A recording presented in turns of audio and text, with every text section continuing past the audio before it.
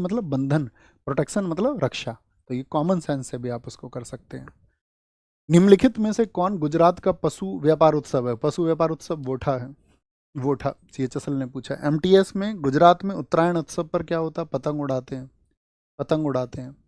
निम्नलिखित में से कौन सा महाराष्ट्र का धन्यवाद उत्सव है जहां बैलों को सम्मानित किया जाता है? बैलों को जहां पर सम्मानित किया, पोला उत्सव में होता है बैलों का प्रयोग, पोला उत्सव में। निम्नलिखित में से कौन सा भारत के महाराष्ट्र का एक प्रसिद्ध त्योहार है? छठ पूजा बिहार का है, ओणम केरल का है, उगादि साउथ में होता है, गुड़ी पड़वा न्यू ईयर है, कहाँ का आपका? ये महाराष्ट्र का है। बताएं जी, निम्नलिखित में से कौन सा गोवा का मानसून कीचड़ उत्सव है? एक मानसून मड फेस्टिवल चिक्कल कालो है, चिक्कल कालो है। ओके, बाकी ऑप्शन भी देखा करो।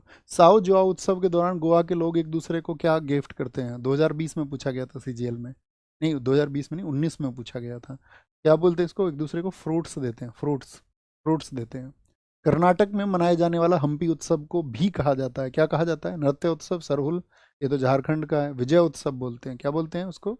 विजय उत्सव बोलते हैं, अभी पूछा 2024 में। निम्नलिखित में से कौन सा केरल का त्योहार है जो फसल का मौसम शुरू होने का संकेत देता है और 10 दिन चलता है? केरल में 10 दिन कौन चलता है? ओणम।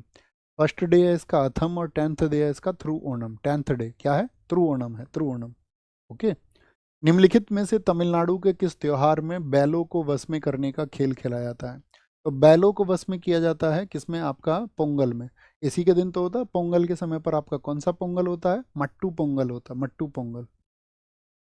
पोंगल त्योहार तमिलनाडु में 4 दिनों तक मनाया जाता है, चौथे दिन को क्या मनाया जाता है?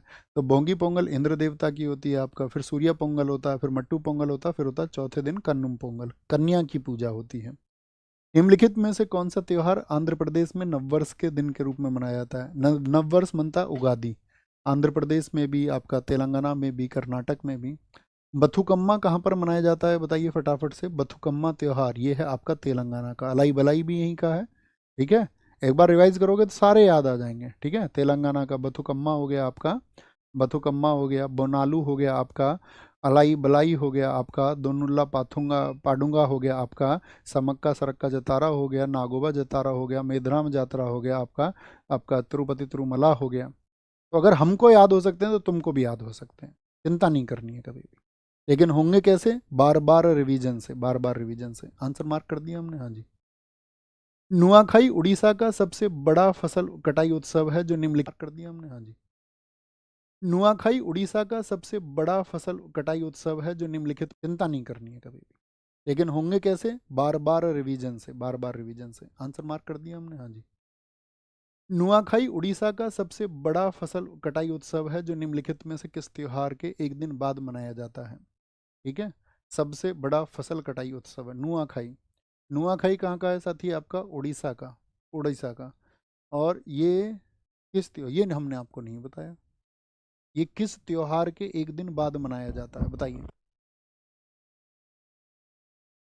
ये तो हमने तुमको नहीं बताया। गणेश चतुर्थी तो नहीं होगा, होली दशहरा, हाँ होली या फिर दशहरा। बताओ जी। ए बता रहे हैं बहुत सारे लोग, बहुत सारे लोग सी बता रहे हैं, सी।